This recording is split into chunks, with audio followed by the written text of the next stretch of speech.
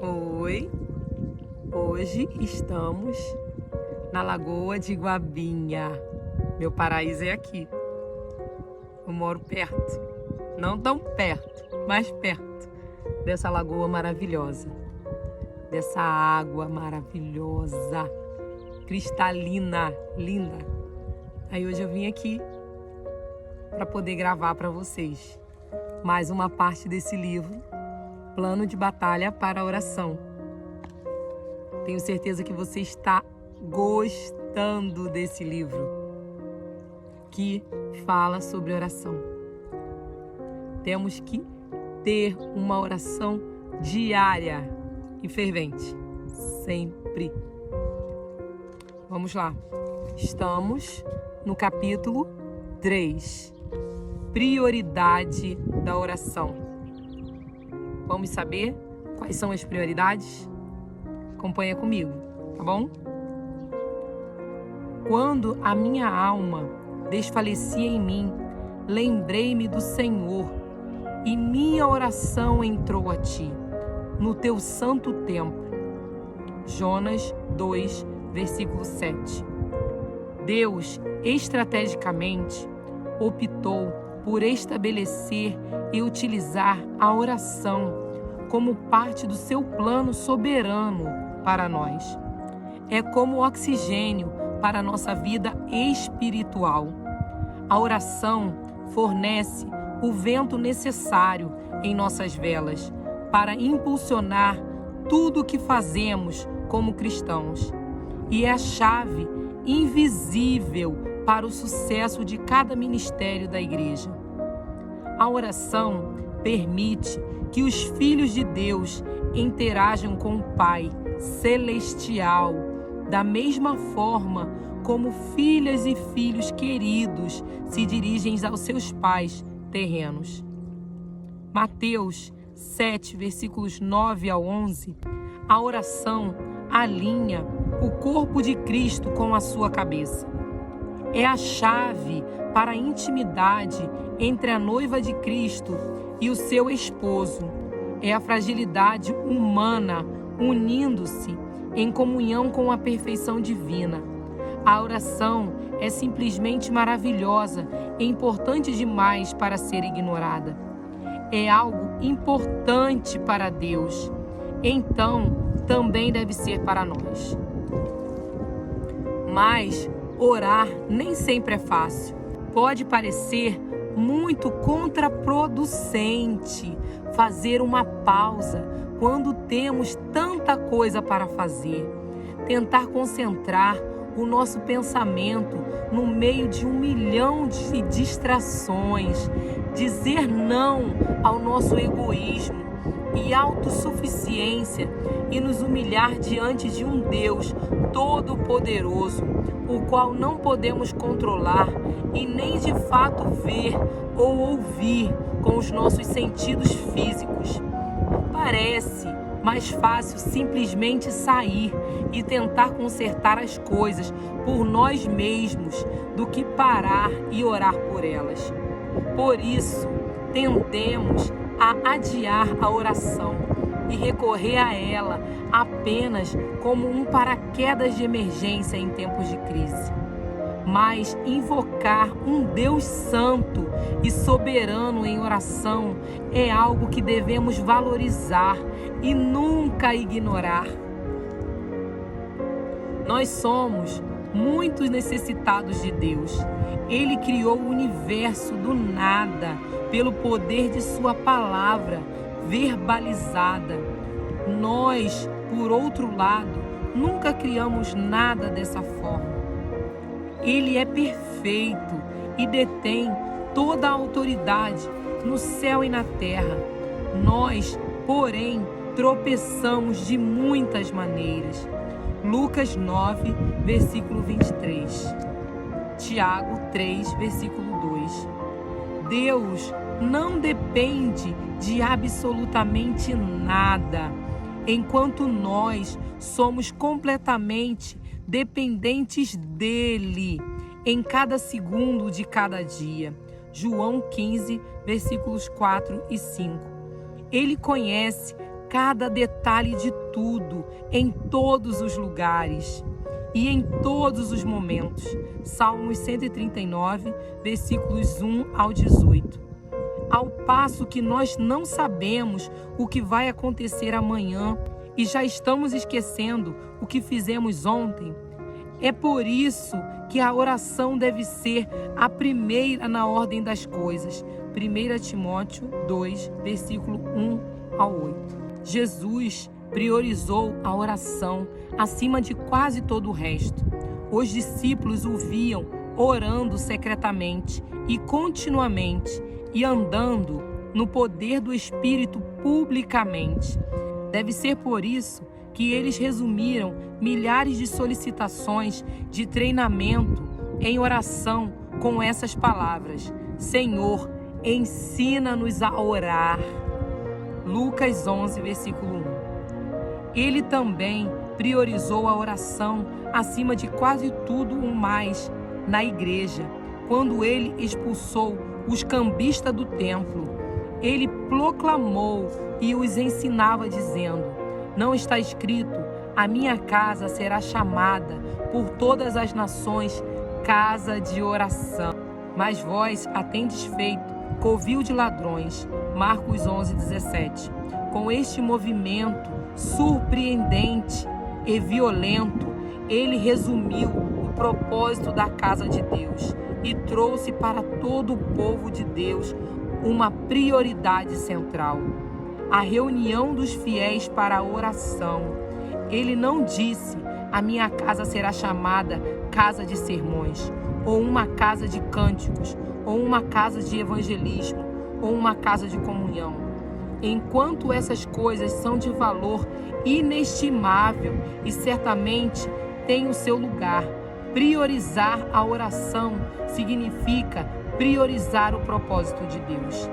Significa priorizar a atividade de Deus acima da atividade do homem. Como Jesus bem sabia, tudo o mais que o acompanha, o tempo da igreja acaba enfraquecendo o poder, a bênção e a fragrância da presença de Deus, se a oração não for mantida em primeiro lugar. Muitas vezes, no entanto, colocamos a carroça antes dos cavalos, fazendo da oração apenas um adendo, uma reflexão posterior, um bônus resultante do que já estamos fazendo, colocando o nosso próprio trabalho na frente do trabalho de Deus. Mas isso nos coloca no caminho de nos tornarmos igrejas mortas, com uma adoração sem vida, caracterizada por sermões bem preparados, porém impotentes, dirigidos a membros mornos e distraídos que vivem em uma derrota pecaminosa e compartilham uma comunhão superficial uns com os outros. E esse, infelizmente, é o estado de grande parte da igreja. Não é que não sejamos bem intencionados. Nós trabalhamos duro, fazemos o nosso melhor, porém está aí a parte do problema. Deus nunca pretendeu que nós vivêssemos a vida cristã ou realizasse a sua obra na terra em nossa própria sabedoria ou força. Seu plano sempre foi que nós dependêssemos do Espírito Santo e vivêssemos uma vida de obediência em oração. Se tivéssemos que pressionar o botão de pausa, voltar atrás e mover a oração para o lugar de prioridade em nossas famílias, em nossas agendas e em nossas igrejas, tudo seria inflamado e afetado por essa atitude. Seria como riscar o fósforo antes de tentar usar o fogão para cozinhar. Ligar na tomada antes de tentar acender a luminária. Ou ligar o motor antes de engatar a marcha do carro. Todos nós adoraríamos de uma forma melhor, cantaríamos melhor, teríamos uma melhor comunhão, doaríamos melhor, evangelizaríamos melhor, compartilharíamos melhor e nos comportaríamos muito melhor se nos humilhássemos em primeiro lugar, confessando os nossos pecados, pedindo o Espírito Santo de Deus que nos enchesse e se nos submetêssemos a Ele em oração. A profunda devoção à oração esteve sempre ligada ao sucesso da igreja no Novo Testamento. Antes do Espírito Santo descer em poder em Pentecostes, os seguidores de Cristo tinham todos uma só mente e dedicavam-se continuamente à oração. Atos 1:14. Isso aqui, a palavra dedicar, para traduzir a ideia de insistir em algo e agarrar-se a algo. É como a imagem de um soldado dando apoio a seu comandante. Fiel, persistente, leal, guarda permanente. Após o Espírito de Deus cair sobre eles, levando milhares à salvação, os cristãos continuarão a se dedicar à oração, entre outras coisas.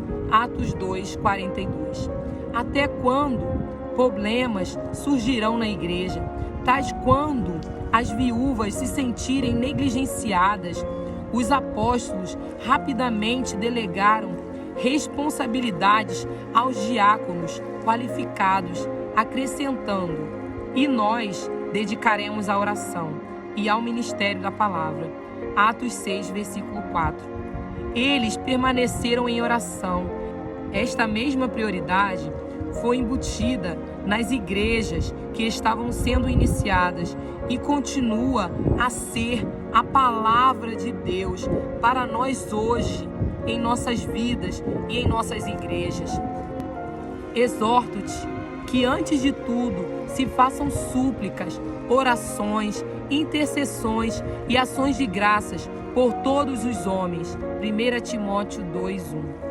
Sede amigavelmente afeiçoados uns aos outros com amor fraternal.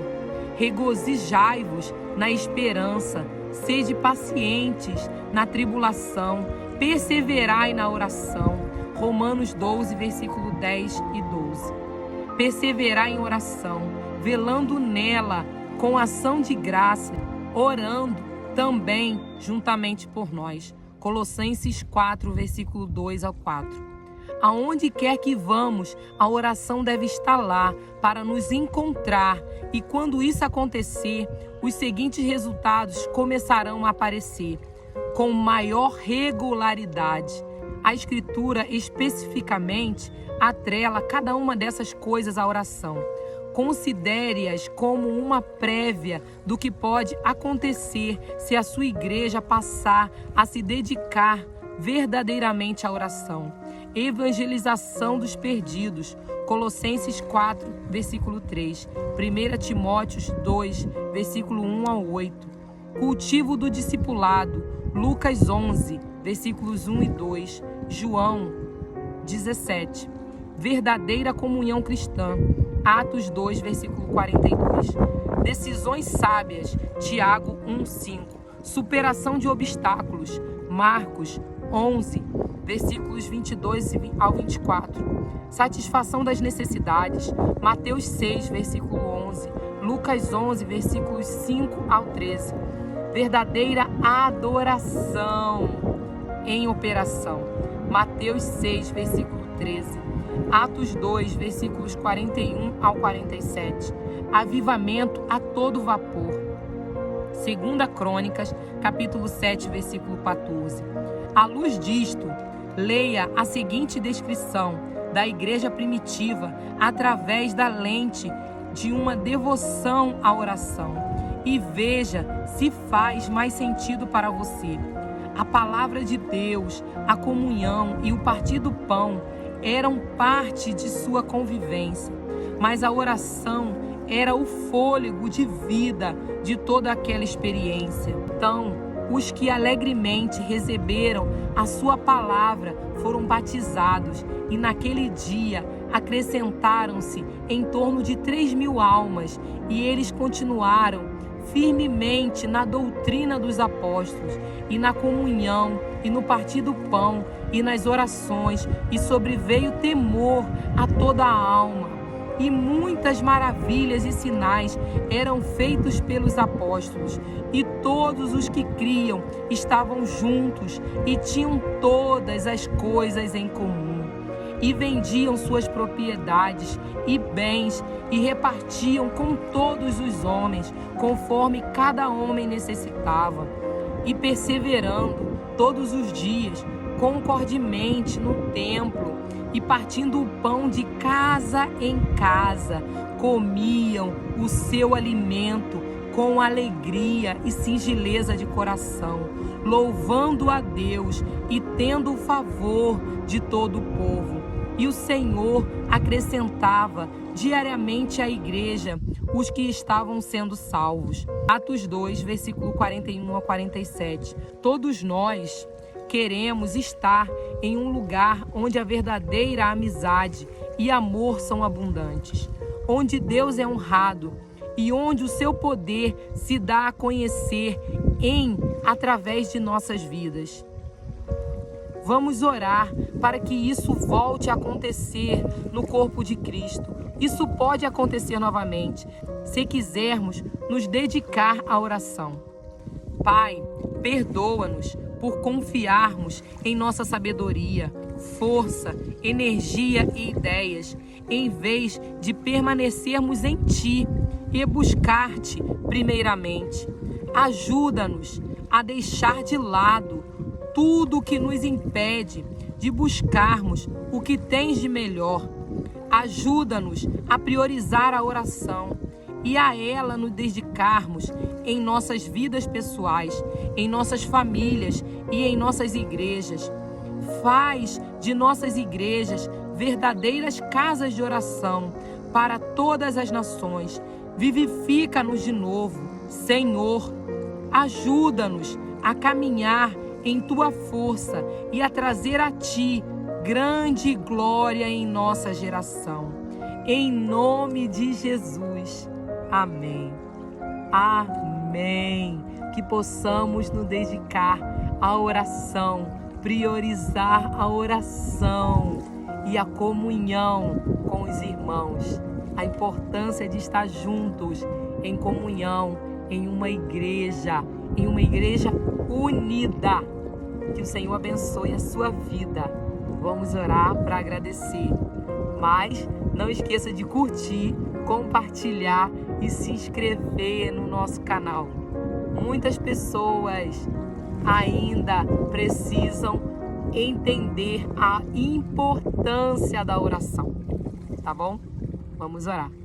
Senhor, obrigada por esse dia. Obrigada, Senhor, porque o Senhor tem renovado as nossas forças. Obrigada porque o Senhor tem nos ensinado a priorizar estar em comunhão contigo e em comunhão, Senhor, nas nossas igrejas. Esteja conosco, Pai, abençoando as nossas vidas todos os dias. Abençoa, Pai, a nossa família. Em nome de Jesus. Amém. Tchau. Até o próximo dia de leitura.